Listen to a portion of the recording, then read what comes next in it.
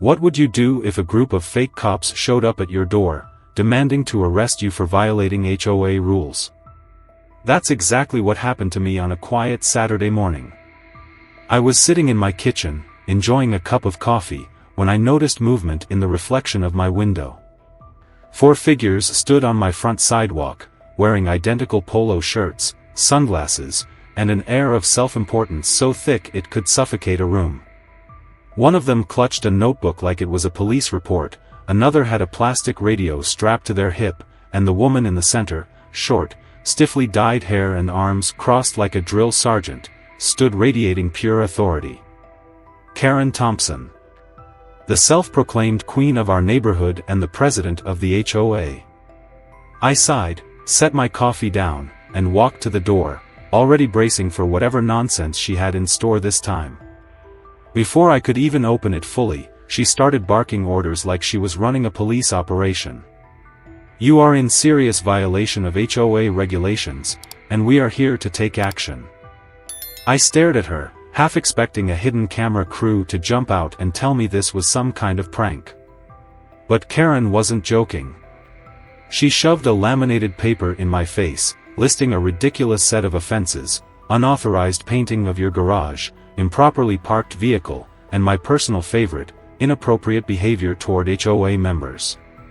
In other words, I refused to attend their meetings and didn't bend to their ridiculous rules. And because you have ignored previous warnings, Karen continued, puffing up like she was about to receive a medal, the HOA is exercising its right to civil custody. We are here to take you into temporary detainment. I blinked. You're here to what? Doug, the beer-bellied henchman standing behind her, reached into his pocket and pulled out a pair of plastic handcuffs. We have our methods, he said with the confidence of a man who's watched too many crime shows. I nearly laughed. They really thought they could arrest me. In my own home. Using toy handcuffs. Little did they know, they weren't dealing with just any homeowner. They were dealing with Jake Carter, the town marshal. And they had just made a very, very big mistake. I watched as Karen's face drained of color, her smug confidence flickering like a dying candle. The plastic handcuffs dangled uselessly in Doug's hands, and for the first time, I saw the moment of realization dawn on them.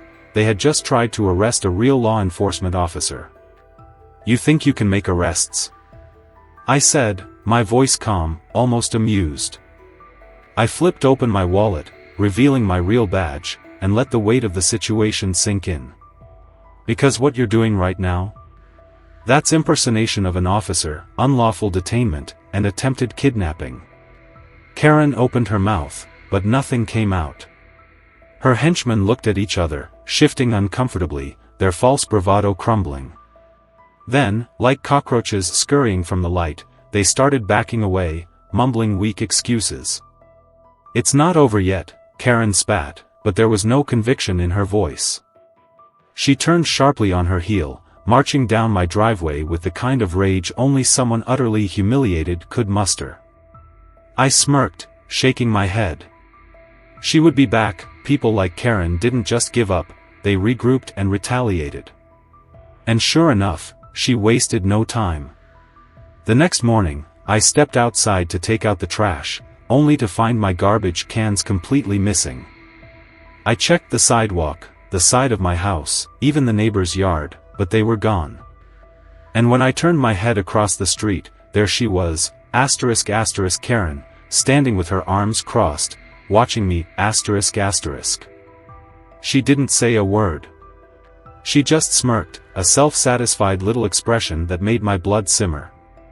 I exhaled slowly. Okay, she wanted to play games. I ignored her and walked to my mailbox, already suspecting what was coming next. Sure enough, inside was an official-looking HOA letter, stamped and signed. I opened it, scanning the nonsense they had put together. According to them, I was now banned from using community waste disposal services, prohibited from parking in my garage, and required to attend a mandatory meeting regarding my conduct. I tore the letter in half and let the pieces fall to the ground. If Karen thought this was going to get to me, she had severely underestimated how little I cared about her fake authority. That afternoon, when I returned home from running errands, I was greeted with another Karen special. Sitting smack in the middle of my driveway was an orange construction cone, next to a flimsy plastic sign that read, "Garage closed by order of the HOA." I rubbed my temples, fighting the urge to laugh. She really thought she could just ban me from my own property. Across the street, two of her lackeys stood there like sentries, one scribbling in a notepad, the other trying way too hard to look intimidating. I walked over, grabbed the cone, and tossed it onto the sidewalk like it was a piece of junk mail. Immediately, Karen materialized, storming across the street like an angry hornet. "You can't remove that," she snapped, pointing furiously at the discarded cone. I raised an eyebrow. "Oh, can't I? That is an official HOA sanction, you are in violation of community rules," she seethed, red-faced and flustered. I took a deep breath, my patience thinning. "Karen, you have no legal authority to ban me from my garage. Or my driveway. Or my trash cans. In fact, the only thing you seem to have authority over is wasting my time." She opened her mouth, then shut it again, her jaw tightening. She wasn't used to being challenged. With one final glare, she spun around and stomped back to her house, slamming the door so hard I thought the windows might shatter. But I wasn't stupid. This wasn't over. The next day, while I was at the police station handling real crimes, not whatever kindergarten dictatorship Karen was running, my phone rang. It was Mike Evans, one of the few sane neighbors left in this HOA-infested wasteland. His voice was urgent. "Dude, the cops are at your house." I froze. What? "Yeah, man, 2 squad cars. They're talking to Karen." I grabbed my keys and drove straight home. When I pulled up, sure enough, 2 police officers stood on my lawn, talking to none other than Karen Thompson, who was playing her best damsel in distress act. I stepped out of my car, and the moment the officers saw me, I could tell they already knew this was a waste of time. "Boss," one of them greeted me awkwardly.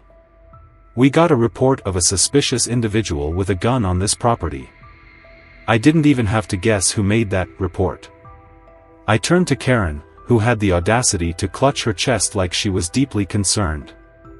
"I only called because I heard rumors," she said innocently. "People were worried, there was talk about dangerous activity, and I..." The officer cut her off, already fed up. "Miss Thompson, you do realize that filing a false report is a crime, correct?" Karen's expression faltered, her hand twitching slightly at her side. For the first time, I saw real fear in her eyes. The officers exchanged a look before sighing.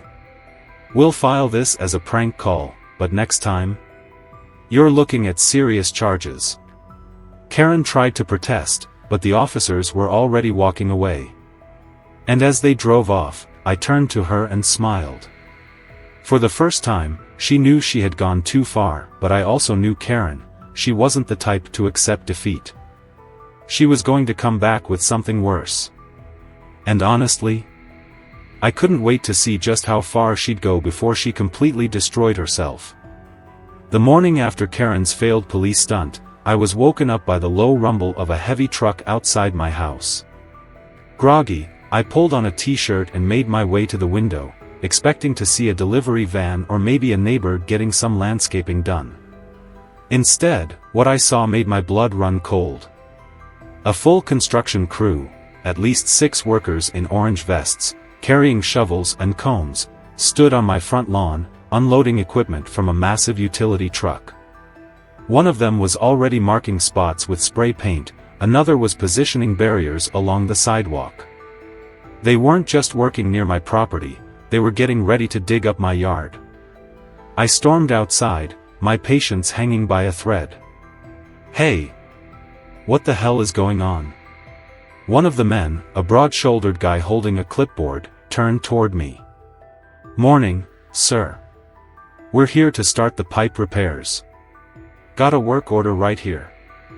He tapped the clipboard with his pen. "What pipe repairs?" I demanded.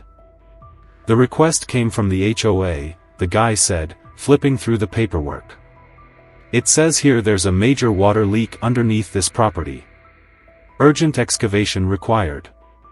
I didn't even have to ask who submitted the order.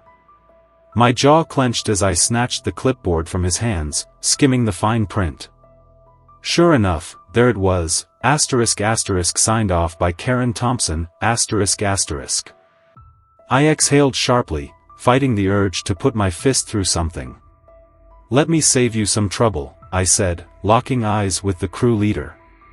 "There is no leak. There is no problem. This is a bogus order signed by someone who has absolutely no authority over my property." The man hesitated, looking back at his crew. "Look, sir, we're just following." I pulled out my badge. His eyes widened. "Pack it up," I said firmly. "Now." The reaction was immediate. The crew exchanged nervous glances before the leader swallowed hard and nodded. "All right, boys. Let's roll it back." They didn't need to be told twice. Within minutes, cones were being picked up, tools were getting packed away, and the rumbling truck was reversing down the street. From across the road, I saw Karen standing on her porch, arms folded, lips pursed in fury. The moment the last worker left, she came stomping over, fuming. "You had no right to stop that work," she spat. I turned to her, calm as ever. "Karen, you don't have the authority to approve unauthorized construction on private property. If I see one more of your bogus orders, you're getting charged with fraud." Her face twitched. For a split second, I saw something I hadn't seen before. Panic. But she wasn't done. Not by a long shot. That night, an official-looking envelope appeared in my mailbox. I knew exactly what it was before I even opened it. Inside was a formal notice from the HOA, stamped and signed. "Your residency is under disciplinary review due to repeated violations of community standards. Continued defiance may result in further action, including potential removal from the neighborhood ***. I actually laughed out loud. She was trying to evict me from my own house. It was laughable. HOAs don't own houses. They don't control mortgages. They can't just decide that a resident is no longer welcome.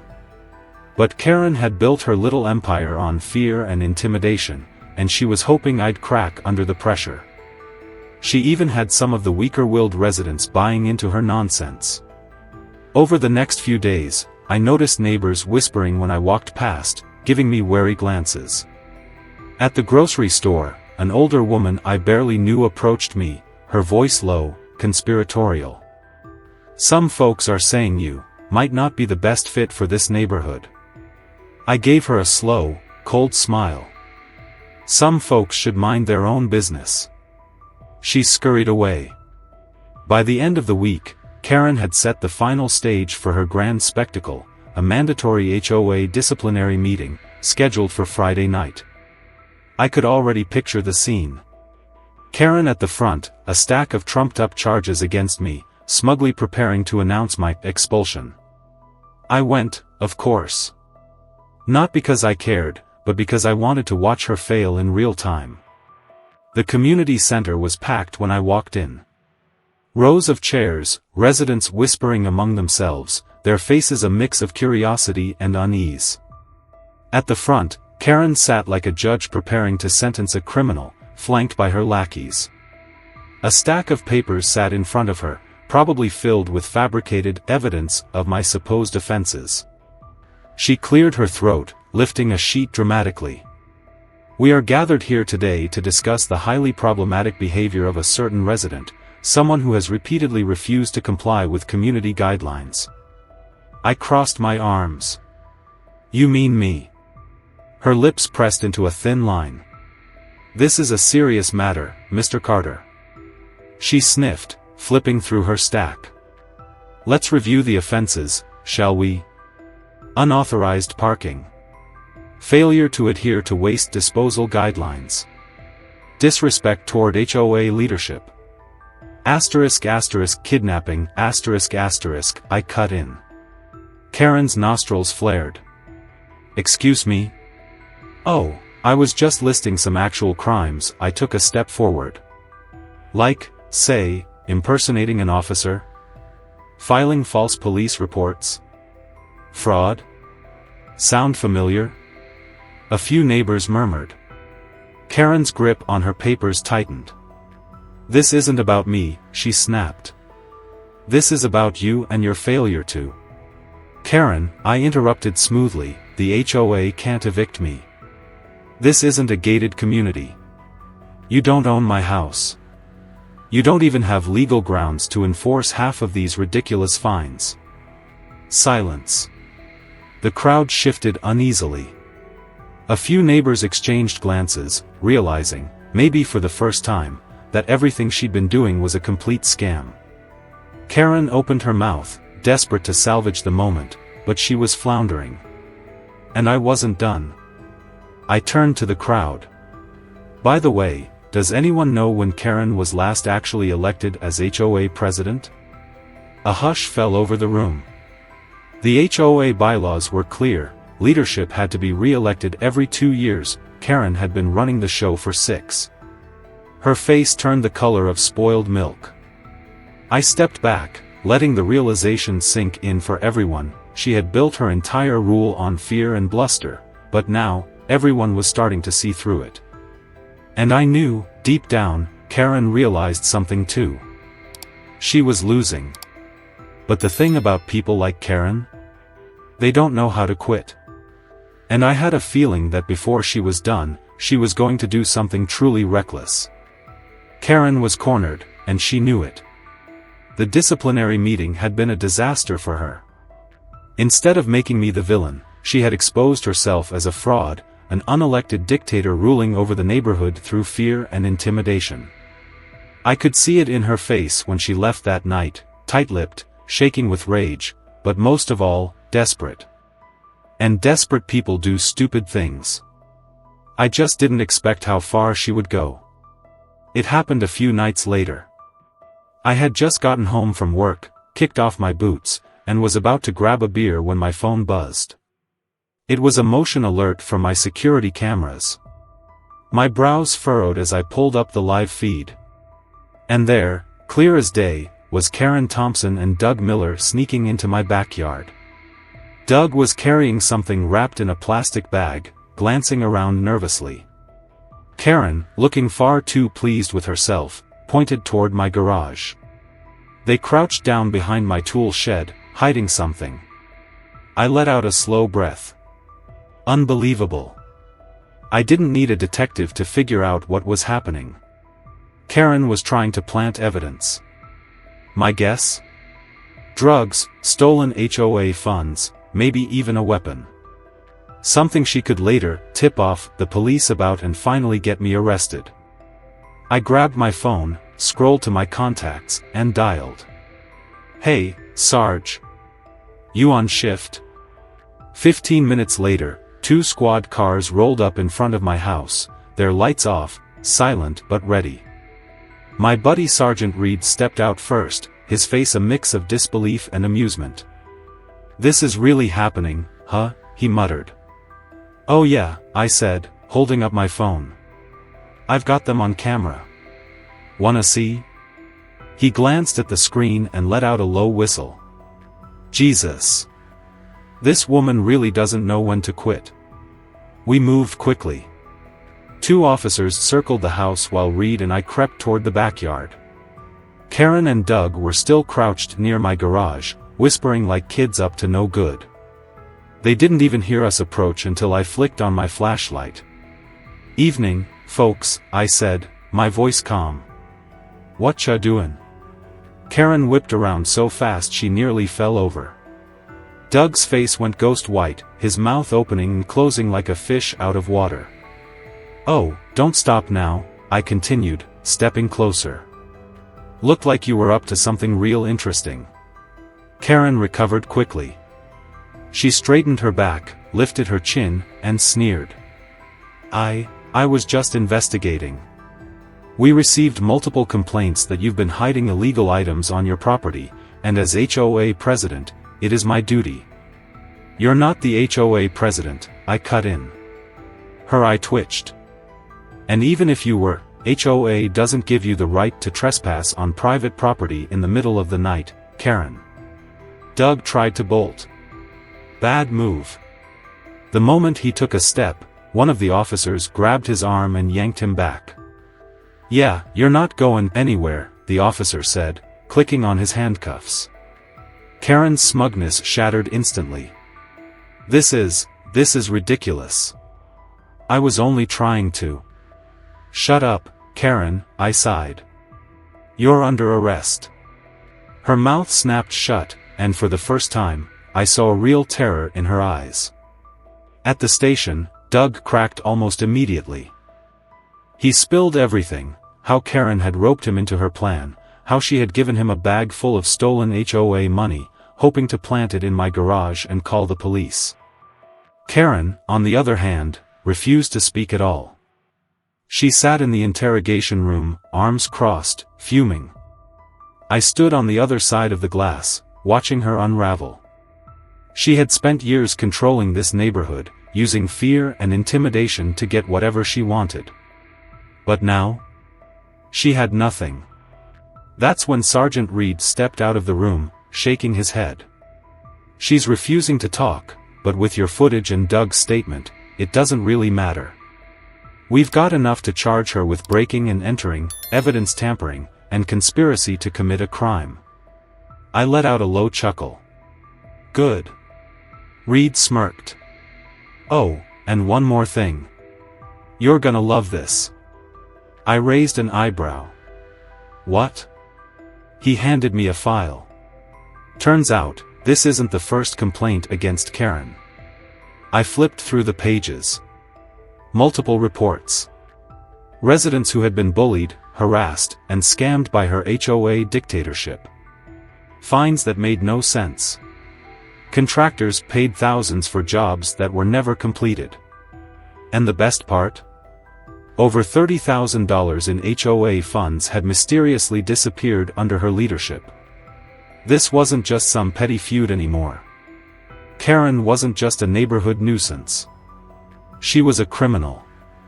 And now? She was finally going to pay for it. Karen's downfall wasn't just swift, it was spectacular. Once word got out that she had been arrested for evidence tampering, the entire neighborhood turned against her overnight.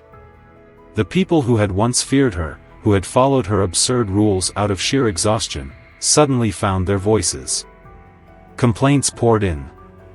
Residents started digging through their old HOA fines, realizing that most of them had been complete scams. Then came the county audit. The investigators found over $30,000 in missing HOA funds, all funneled into administrative expenses that conveniently matched up with Karen's vacations, luxury shopping sprees, and expensive wine orders. The HOA board was forced to hold an emergency meeting, and for the first time, Karen wasn't in control. She sat there, stone-faced, as one by one, the people she had terrorized for years voted her out unanimously. She tried to fight it, of course. She threatened lawsuits. She screamed about how the neighborhood would fall apart without her leadership. But the truth was, without her iron grip, things actually got better. Fines were revoked. Ridiculous rules were overturned. The new HOA leadership even issued official apologies to residents who had been unfairly targeted. The best part? They implemented an annual election system, ensuring that no one would ever be able to hold power the way Karen had. And as for Karen? She lost everything. Facing criminal charges and a massive civil lawsuit, she was forced to sell her house and leave town. The last I heard, she had moved to another state. Maybe she found another HOA to infest, or maybe, for once, she was forced to live somewhere where nobody cared about her rules. As for the neighborhood? It's never been better. For the first time in years, people can paint their homes however they want, park wherever they damn well please, and, most importantly, live without fear of some HOA tyrant breathing down their necks. But it makes me wonder, how many other Karens are out there right now, running their neighborhoods like personal dictatorships? Have you ever felt powerless against an HOA, or a Karen, before? Share your experiences below, let's see who had it worse.